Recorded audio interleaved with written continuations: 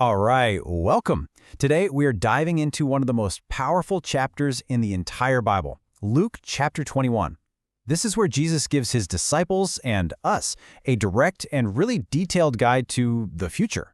We're going to cover everything from the true heart of worship all the way to the signs of his final return.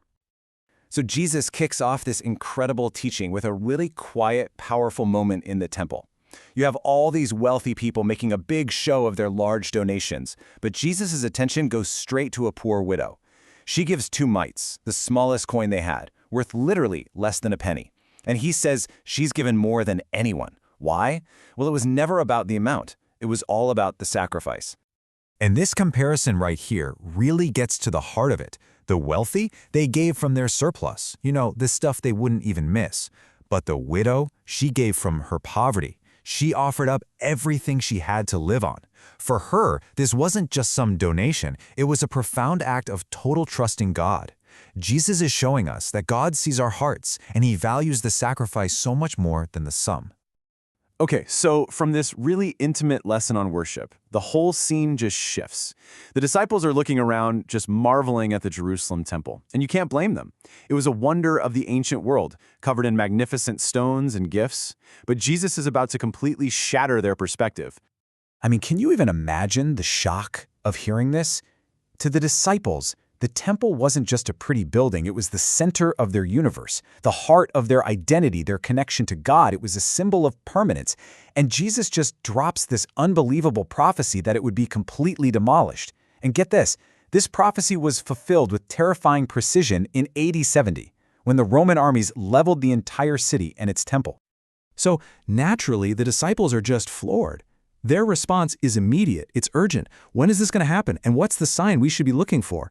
This one critical question is what sets the stage for everything else Jesus is about to say as he lays out the future for them and for all of us. So before Jesus jumps right into answering their question about the end of the world, he first talks about the time leading up to it. He wants to prepare his followers for a world that's going to be filled with both general chaos and some very, very personal trials. He starts off with some broad warnings. He tells them, hey, don't be deceived by fake messiahs, and don't be terrified by all the global instability you're going to see. He mentions wars, earthquakes, famines, but then he makes a crucial clarification. He says these things are like early labor pains. They're a signal that something is coming for sure, but they aren't the end itself. And then the prophecy shifts from the global to the deeply personal. Jesus tells his followers flat out, expect intense persecution. You're going to be arrested, put on trial, and hated. And not for any crime you've committed, but simply for his name's sake. And the most painful part? The betrayal is going to come from the people closest to them, parents, siblings, and friends. But right alongside that really dire warning, he gives an incredible promise. He tells them not to even stress about what to say when they're on trial.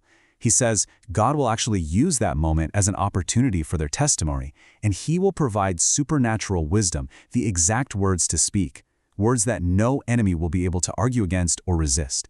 How amazing is that? So we've talked about the destruction of Jerusalem and the persecution of believers. Now Jesus lifts their gaze up to the final, ultimate event, his own glorious, visible return to earth. And listen, the signs for his return, they are not going to be subtle or local. We're talking cosmic level stuff. The very fabric of creation is going to seem like it's unraveling. There will be signs in the sun, the moon, the stars, causing worldwide panic and confusion as the heavens themselves are shaken. For an unprepared world, the response to these cosmic signs is just absolute terror. Jesus describes a state of fear so intense that people's hearts will literally fail them as they watch these impossible, world-shaking events unfold. But, and this is so important, for believers, the instruction is the exact opposite of fear. Right in the middle of all this cosmic chaos, Jesus says, look up, lift up your heads. And why? Because these terrifying events are the signal that our final, complete redemption is finally here. It's not a time for fear, it's a time for joyful expectation.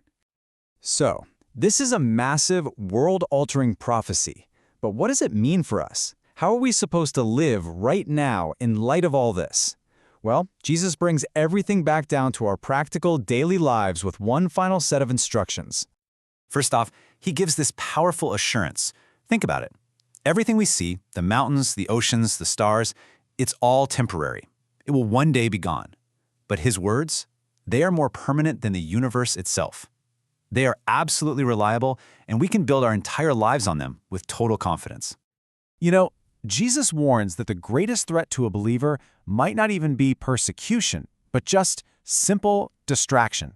He uses this word overcharged, like being weighed down by indulgence or even just the normal, everyday worries of life. The danger is that we become so spiritually dull and unprepared that his return catches us completely by surprise, like a trap. So he wraps it all up with a really clear, three-part command for how we should live. First, guard your heart. Don't let yourself get weighed down. Second, watch, and that means living in a state of spiritual readiness, with your eyes wide open. And third, pray always. Constantly seek the strength from God to endure faithfully, so that one day you can stand before him in joy, not in shame. All right, to really make sure all of this sinks in, be sure to use the flashcards to go over the key terms we talked about, and then take the quiz. Passing that quiz will mark this lesson as complete.